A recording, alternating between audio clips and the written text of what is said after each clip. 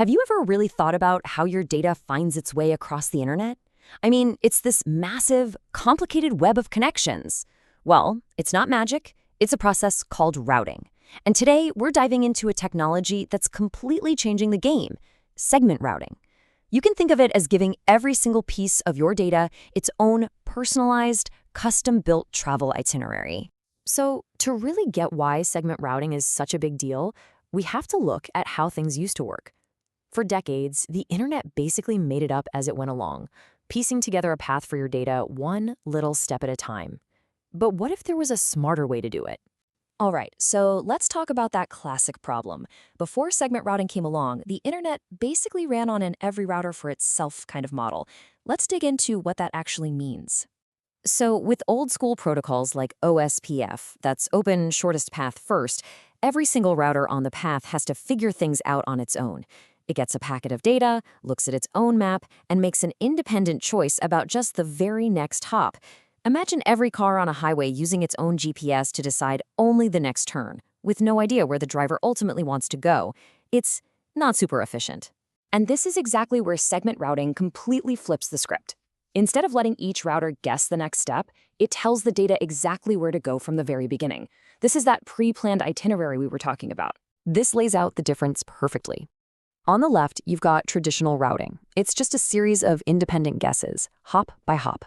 But on the right, with segment routing, all the intelligence moves to the source.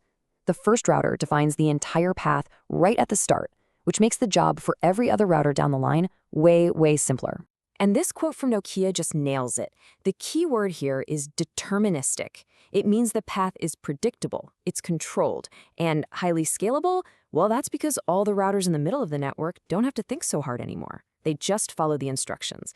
That means the whole network gets more efficient and can handle a lot more traffic. Okay, so how is this itinerary actually written? How do you tell a packet of data, hey, I need you to go through router A, then B, then C? Well, the answer is a surprisingly simple language that's built on a concept called segments. At the heart of this whole thing is the segment identifier, or SID for short. A SID is basically one simple instruction in that itinerary. It might say something like, take the shortest path to the next router, or go out this specific door. Each SID is a clear, simple waypoint on the journey. So here's how that trip plays out in real time. The first router, what we call the head end, stamps the packet with its list of SIDs. Then, router A reads the first SID, does what it says, and sends it along. Router B reads the next SID, and so on and so on. The really cool part is that the routers in the middle don't have to remember anything about the path. They just read one instruction and move on. It's a really elegant, stateless process. But here's the thing. Today's apps need more than just a simple path. What if your data needs a route with super low delay, like for a video call? This is where the real magic happens, with something called SR policy. SR policy, which is all laid out in RFC 9256, is what gives network operators the power to apply specific rules and constraints to these paths. You can think of it as the brains of the whole operation. It turns a simple A to B route into a totally custom journey, designed for a very specific purpose. This table really shows you the power of that policy. A router might get path instructions from a few different places at once. So, for example, an instruction from an automated controller, a path computation element, gets the highest priority. An instruction that an engineer typed in by hand gets the lowest. What this does is create clear automated rules for running the network, so you know the most intelligent path is always going to be chosen. So what kind of custom journeys can we build with this? This is where it gets really cool. You can build paths that meet critical needs. For instance, you can tell the network, hey, for this video call, only use paths with low latency. Or you can guarantee that sensitive financial data never leaves a specific country's borders. You can even build completely separate primary and backup paths for ultimate reliability. This is traffic engineering at its absolute best.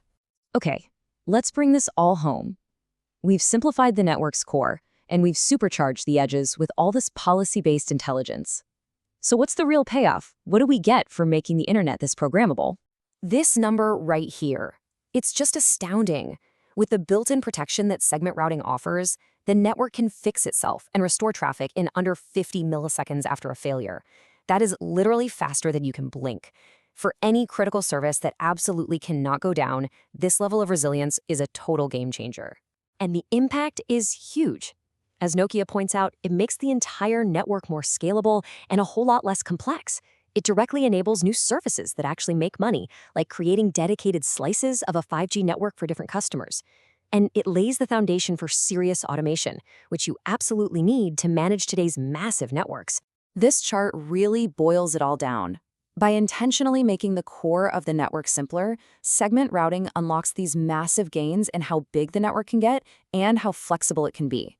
It's the ultimate payoff for putting the intelligence right where it matters most, at the very start of the journey.